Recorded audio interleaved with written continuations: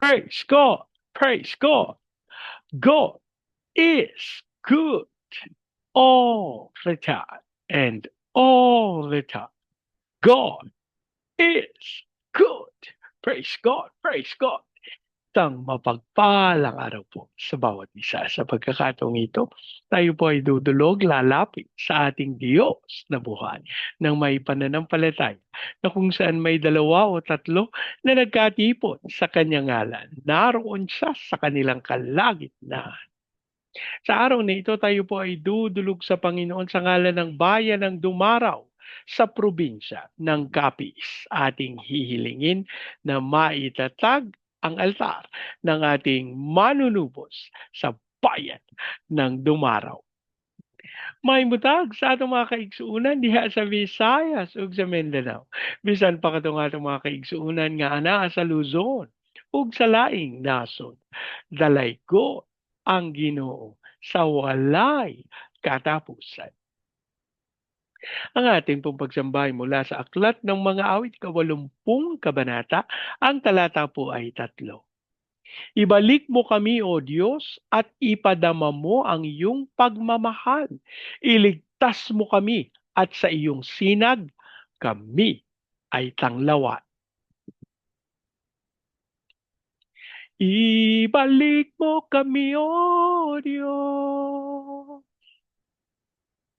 at ipadama mo ang iyong pagmamahal.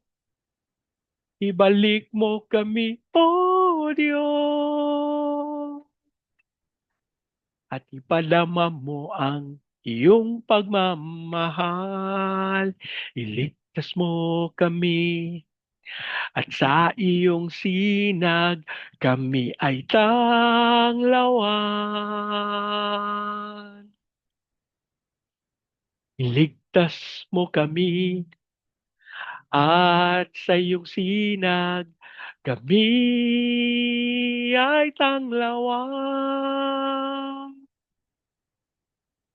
Ama naming Diyos na makapangyarihan sa lahat, kami po'y nagpapasalamat sa pagkakataon na minsan pang makadulog at makalapit sa iyong banal na harapan. Ama, kami po'y nagpapakumbaba, humihingi ng tawad sa lahat naming pagkakasala. At sa oras na ito, aming idinudulog ang banal na dugo ng aming manunubos, ang siya maglinis at pumawi sa lahat naming karumihan, habang amin din pong idinudulog sa iyo ang bayan ng Dumaraw sa probinsya ng Capiz. Ang aming panalangin ng lahat ng altar at lahat ng kasunduan na ginawa sa bayan ng Dumaraw nang hindi ayon sa pangalan ng aming manunubos ay mapawalang isa sa pangalan ni Jesus. At ang aming iling sa pangunguna ng iyong Santong Espiritu, maitatag ang altar ng aming manunubos sa bayan ng Dumaraw. Maraming salamat po. Ang aming pag-asa at tunay, tinugon nyo at tinanggap namin ang aming panalangin sa pangalan ng aming Panginoong Yesus. Amen. Amen. Amen. Amen. Amen. Amen. Amen. Amen. Praise God. Praise God. Ang atin pong pagbubulay ay mula sa Aklat ng Genesis sa ika-36 na kabanata. Ang talata po ay 9 hanggang 12. Ito ang kasaysayan ng lahi na mula kay Isaw, ang pinagmulan ng mga Edomita sa kaburulan ng Seir. Si Eliphaz, anak kay Ada, at si Ruel kay Basemat. Excuse me po. Ang mga anak naman ni Eliphaz ay sina Teman, Omar, Sefo, Gatam, at Kenas. At si Amalek ang naging anak ni Eliphaz kay Timna. Sila ang mga apo ni Isaw kay Ada. Ang Diyos po ang magpala ng kanyang buhay at makapangyarihang salita. Sa bahagi pong ito ng banal na kasulatan ay maliwanag nating matatagpuan ang kasaysayan ng lahi na mula kay Isaw. Ano po? Yung mga pinagmulan ng mga Edomita, sapagkat tinawag po si Isaw na Edom. Ano po? At doon po sila nanirahan sa kaburulan ng Seir. Si Eliphaz po, yung kanyang anak kay Ada, at si Ruel, ang anak kay Basimat. At yung mga anak niya naman po, yung anak niya kay Eliphaz, naging anak niya naman po, si Eliphaz po, naging anak niya si Teman, Omar, Sefo, Gatam, at Kenas. Ano po? At si Amalek naman, ang naging anak ni Eliphaz kay Timna. So ito yung mga naging apo na ano po ng ating nunong Isaw. Kapag tinignan po natin, ano ba ang kahalagahan na sinasabi pa, binabanggit pa yung pangalan ng mga yan? Wala naman tayong kaugnayan sa kanila. Alam niyo po, samantalang yan po totoo, pero hindi po natin maikakaila na ang mga anak na ito, ang mga apo na ito, ay may gagampanang napakalaking bahagi para sa bayang Israel. Yun pong mga history, yung pong mga magaganap sa bayang Israel, ito pong mga nabanggit nating pangalan, later on, naku, magbubunga po ito. Ano po? Ang sinasabi po natin, ako po, ang sa kasalukuyan, ako'y kinakalooban ng Panginoon ng kaisipan na ihanda yung aking mga anak upang sa kanilang pagpapatuloy ng buhay na ipinagkaloob ng Panginoon sa kanila, kanilang kilalanin ang pagsama at pangunguna ng Panginoon sa kanilang buhay. Sorry po. Ayun. Sa isang banda, ito po ay tumutukoy dun sa pagkilala sa ating Panginoon. Mga kapatid, hindi natin pwedeng baliwalain ang pagkilos ng Diyos. Hindi marapat na matapos ang pagkilos, ang pagsama ng Diyos sa atin, na hanggang sa atin na lang. At dun sa mga susunod na henerasyon, ay bahala na sila. Responsibilidad po natin ito. Itinatag ng Panginoon na tayo ang magtalaga. Isang bahagi po niyan, ihandog natin sila sa Panginoon. Kung atin po itong bibigyan ng pansin, mababatid natin na, oo nga, kasi itong mga taong ito, later on, sila yung pinanggalingan nung mga lumabag pa, ng away pa, sa mga lipi ng nunong Israel. Magkakamag-anak pala sila. Pero, dahil sapagkat hindi sila naturuan, hindi naging maliwanag sa kanila yung landas ng katwiran, yung landas ng ating Panginoon. Kaya, nangyari sa kanila, na baliwala yung kanilang pinanggaling. Baliwala kung ito man kapamilya pa nila. Binaliwala po nila yun. Mga kapatid, isa po itong nakalulungkot na pangyayari sa kasalukuyan. Naalala ko po, minsan sa mga social media, makikita natin kung paanong yung mga anak binabaliwala yung kani-kanilang mga magulang. Nakalulungkot po. No, ako po, magsisingkwenta pa lang naman ho ako. Pero alam nyo, napaka laking bagay na para sa akin na makita na kinikilala, iginagalang, at binibigyan ng parangal ng mga anak yung kanilang mga magulang.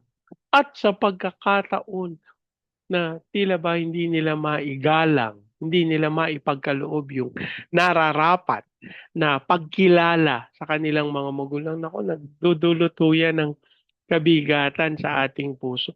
Hindi naman po, ako po, naniniwala, wala naman pong perpektong magulang. Ano po? Gayon man, ako po'y nananalig din na, hindi nga perpekto yung magulang mo, pero dapat mong kilalanin yung pagpapagal at yung ginawa para sa'yo. Pero alam nyo, minsan, isang katotohanan, naalala ko yung pagkakataon na kinukwento ko nga 'to dun sa mga kabataan na kapag nagkakaroon po ako ng pagkakataon na makasalamuha sila, itinuturo ko, binabalik ko sila dun sa pangyayari na ako'y inutusan ng Panginoon na sabihin mo sa anak mo ipagtimpla ka ng kape, 'no? Namangha ako, nagulat ako, sabi ko, "Hindi po, ako na lang." Sa isip-isip ko. Sabi ko, "Ako na lang po magtitimpla, alam ko kung ano timpla ko, kung ano yung gusto ko." At yun na nga, kasi nung sinabi ko sa anak ko, nagulat na gulat siya, mangha-mangha siya. "Ipagtitimpla ko po kayo?" Sabi niya na parang hindi rin siya makapaniwala kasi hindi ko naman yun hinihingi sa kanya, ano po. At mula po dito, ang turo ng Panginoon sa akin, kung gusto mo silang maging mapagpasalamat, turuan mo sila.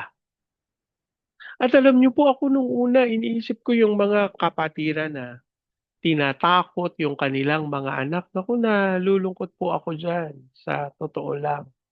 Kasi po ako'y naniniwala na bumubukal dapat yung paggalang, yung respeto, ano po. Pero alam niyo ang sabi ng Panginoon sa akin, itinuturo yun. At yun po yung isang bagay na sa aking, ah, pakiwari, hindi ko nagawa ng naaayon dun sa itinakda ng Panginoon. Hindi naman po ako nalulungkot, pero sa pagkakataon po na ako'y nakakapagbahagi, ito po, binubuksan ko, dito ko inihahatid ah, yung mga tao, yung mga kabataan, inihatid ko sila dun sa katotohanan. Puwede niyong ganapin yung kalooban ng Panginoon. Puwede niyong sundin yung naisin ng Panginoon at ako po'y talagang sa aking puso may pagpapasalamat na, naibabahagi ko ang katotohanan ito. At gusto ko rin po kayong anyayahan na lumakad at kumilos ayon dun sa itinakda ng Panginoon. Paano ko naman natutunan 'yan? Alam niyo po ang salita ng Diyos ay naging napakaliwanag para sa akin na naglilingkod sa Panginoon at dito ko po gustong anyayahan ng bawat isa sa atin. Minsan nga may nagtanong sa'kin, sabi niya, "Ano ba yung dahilan na meron ka pang pagbubulay meron ka pang pagbabahagi ng salita ng Diyos dun sa pananalangin? 'Di ba puwedeng prayer na lang dire-diretso 'no?" At yun po, napag-isip-isip ko, sabi ko, "Oo nga, bakit nga pala meron pang pagbabahagi ng salita ng Diyos?" Alam niyo po, ang Panginoon ang tumugon sa akin at sinabi niya, "Sapagkat ang pananampalataya ay nagmumula sa salita ng Diyos." At katotohanan po na kapag tayo'y tumanggap nanggaling sa Biblia, ano po, nanggaling sa ipinangako ng Panginoon para sa atin, kapag galing sa salita ng Diyos, yung ating mga sinasambit, yung ating mga iniisip, alam niyo mapapawi ang lahat ng takot, pag-aalala kasi sigurado tayo totoo ang sinasabi ng salita ng Diyos. At napakahalaga po niyan 'no, na hindi natin marapat balewalain, bagkus araw-araw tayo'y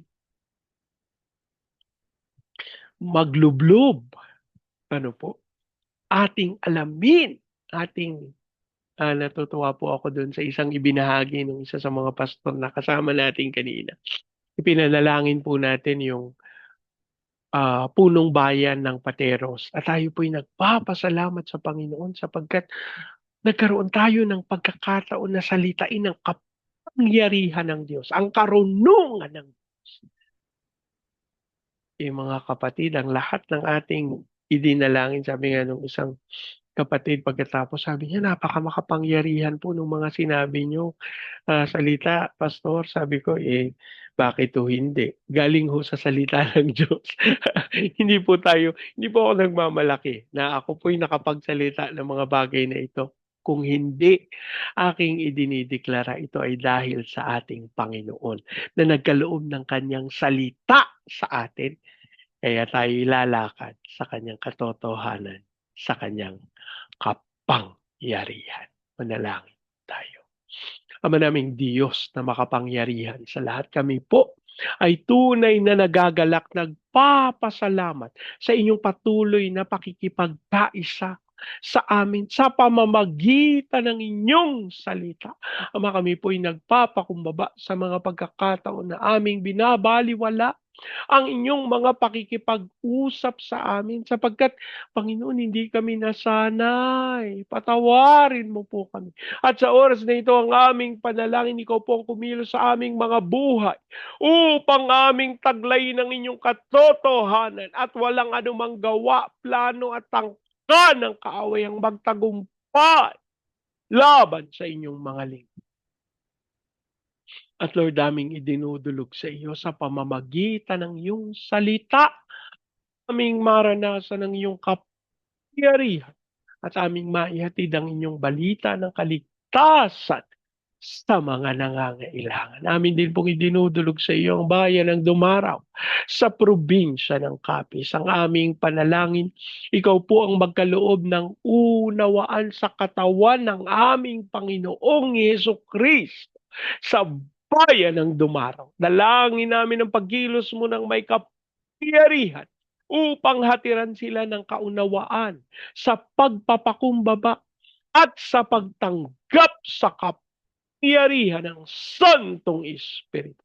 Hiling namin na ikaw pong magkaloob ng pagpapakumbaba, maging dahilan nito ng kanilang unawaan at pagkakaisa, maging dahilan na ang iyong Santong Espiritu ay magtatag ng altar para sa aming Panginoong Hesukristo sa bayan ng Dumaraw. At kami po, Panginoon, ay buong pusong nananampalataya ang iyong kapangyarihan ay tunay na dumadaloy at mararanasan ng bayan ng Dumaraw. Lord, we declare the power of revival in Jesus' name. Hayaan mong dumaloy din po ito sa Baguio City, Cagayan de Oro, Legazpi, Lipa, Manila, Pampanga, Pateros. Kilusan mo ang mga bayang ito ng may kapangyarihan. Hayaan mo, amang Diyos, na maranasan din nilang kaunlaran na nagmumula sa iyo. At hayaan mong dumaloy ito sa buong Luzon, Visayas at Mindanao. Ipahintulot mo, Panginoon, na yung landas na aming tatahakin, yung landas na iyong itinalaga, at sa pangalan ng aming Panginoong Yesus, inaangkin namin, walang anumang gawa ng kaaway ang magtatagumpay laban sa aming bayan, sapagkat ikaw ang tumawag sa amin to be the launching pad of the gospel, to be a missionary, sending country, and to be the America of Asia in the height of its glory. Kaya dasal namin ang pagkilos mo, Panginoon, sa aming President Marcos, Vice President Duterte, sa Senado, Kongreso, Judiciary, Military, Police, local government. We declare the fear of the Lord na dumaloy sa aming pinakamamahal na bayan. At Lord, ang aming hiling, Lord, walang kasinungalingan na ginawa sa lihim ang mananatili sa kadiliman, bagkus sa pangalan ni Jesus, dasal namin na mailantad ang lahat ng gawa ng kaaway at tunay na ikaw ang humusga upang magkaroon ng katapatan ng aming bayan. Lord, amin ding idinudulog sa iyo yung aming mga misyonero sa iba't-ibang panig ng daigdig. Ikaw po ang gumabay, mag-ingat at magtanggol sa kanila. At sa aming mga OFWs na tinawag mo bilang overseas Filipino witnesses, ayan mong sila'y maging mga saksi sa mga bayan na iyong pinaghatiran sa kanila. As you also claim your fire sa Vietnam, Cambodia, Myanmar, Laos, Thailand, Malaysia, Singapore, Indonesia, Brunei. Lord, sinasalita namin ang pangunguna mo ng may kapangyarihan sa mga bayang ito. Dasal namin ang apoy ng Santong Espiritu at tunay na dumaloy ang iyong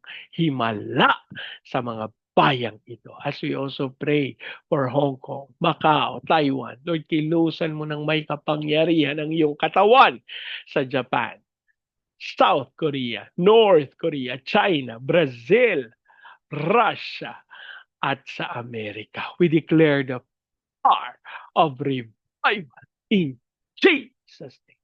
As we also declare peace over Israel. Maraming salamat po ang aming pag-asa at tinugon nyo. Tinanggap namin ang aming panalangin sa pangalan ng aming Panginoong Yesus. Amen. Amen. Amen. Amen. Amen. Amen. Amen. Amen. Praise God. Praise God. Lagi po nating tatandaan sa anumang pagsubok, problema, kahirapan, sakit, karamdaman. Tayo dudulog, lalapit, tatawag sa Panginoon dahil sa Diyos walang imposible. Sa pagkakataong ito, hayaan niyo pong salitain ko ang pagpapala ng Panginoon sa inyo at sa inyong sambahayan. I declare the everlasting love of the Father. I declare the unending blessings of the Son. I declare the sweet, sweet, sweet fellowship of the Holy Spirit now and forevermore. I declare there's no house and lot with parking, with a no vehicle, and with a flourishing business. In Jesus' name. Amen. Amen. Amen. Amen. Amen. Amen. Amen. Praise God. Praise God. Hanggang sa susunod po, sama-sama nating ideklara, Pilipinas, God bless you. Big time. And so we declare to God be all the glory in Jesus' name. Amen. Amen. Amen. Amen. Amen. Amen. Amen. Praise God. Praise God.